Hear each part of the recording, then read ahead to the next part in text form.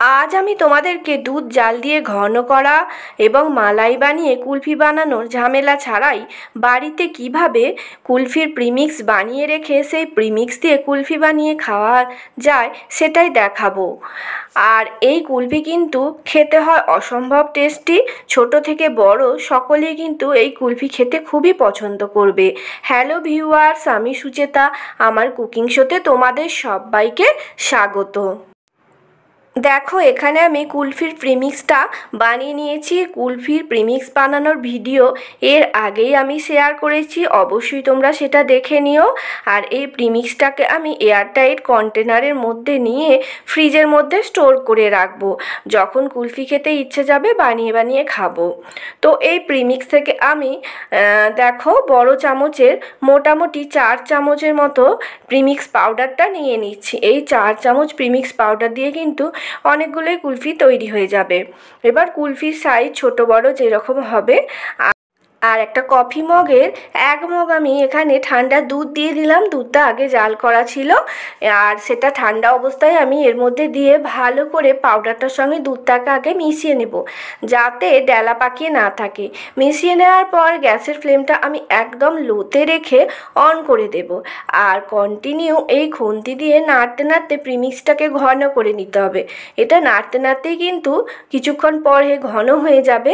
দেখতেই পাচ্ছ প্রিমিক্সটা কিন্তু অনেকটাই ঘন হয়ে গেছে।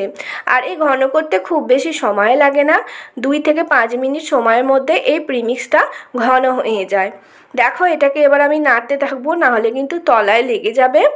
আর প্রিমিক্সটা একদম রেডি হয়ে গেছে। এবার এটাকে নামিয়ে আমি ঠান্ডা করে নেব। এর থেকে ঘন করলে কিন্তু প্রিমিক্সটা একদম জমে যাবে। দেখো, এটাকে নামিয়ে আমি ঠান্ডা করে নিচ্ছি।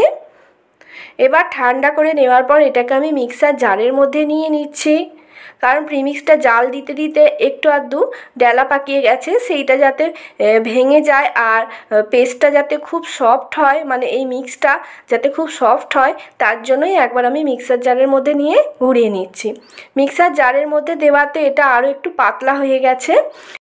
এবার আমি একটা আইসক্রিম বানানোর ছাঁচ নিয়েছি। তোমাদের কাছে যদি ছাঁচ না থাকে তাহলে তোমরা যে কফি কাপ পাওয়া যায় কাগজের, সেই কফি কাপের মধ্যেও কুলফিটা বানাতে পারো, বা ছোট গ্লাস যদি বাড়িতে থাকে সেটাতেও বানাতে পারো। আর যদি কুলফি বানানোর ছাঁচ থাকে সেটাতেও তোমরা এই কুলফিগুলো জমতে দিতে পারো। এবার আমি ঢাকনিগুলো বন্ধ করে দিচ্ছি।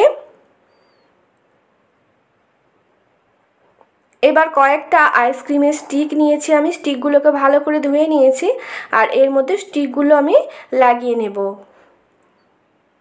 এই কুলফি বানানো কিন্তু খুবই সহজ। আর এর আগেও আমি বেশ কিছু আইসক্রিমের রেসিপি শেয়ার করেছি, সেগুলো যদি দেখতে চাও তোমরা আই বাটনে ক্লিক করে দেখে নিতে পারো। এবার এই ছাঁচটাকে আমি ডিপ ফ্রিজের মধ্যে 5 থেকে 7 ঘন্টার জন্য রেখে দেব, তাতে কুলফিটা জমে যাবে। আর একটু মিশ্রণ বেশি ছিল, আমি একটা বাটির মধ্যে নিয়ে এটাকে জমতে দেব। দেখো, আমি 7 ঘন্টা পরে ফিরে এলাম। কুলফিটা কিন্তু খুব সুন্দরভাবে জমে গেছে। এবার আমি কুলফিগুলো তোমাদেরকে বের করে দেখাবো যে কতটা সুন্দর হয়েছে। আর আমার ছেলেও কুলফি খাওয়ার জন্য হাতে হাত লাগাতে শুরু করে দিয়েছে, যে কখন এই টেস্টি টেস্টি কুলফিটা বের হবে এবং আমরা সবাই মিলে বসে খাবো। এবার একটা প্লেটের মধ্যে আমি কুলফিটাকে এইভাবে সাজিয়ে দিচ্ছি। দেখতে কত সুন্দর লাগছে, আর কালারও কিন্তু একদম পারফেক্ট এসছে। তোমরা অবশ্যই বাড়িতে এইভাবে প্রিমিক্স পাউডার দিয়ে কুলফি বানাও, বানিয়ে নিজেরাও খাও এবং সকলকে খাওয়াও। কেমন লাগলো তোমাদের মতামত কিন্তু কমেন্ট করে জানাতে ভুলবে না। তাহলে আজ এই পর্যন্তই রইল। আবার অন্য কোনো দিন অন্য নতুন রেসিপি নিয়ে এসে হাজির হব।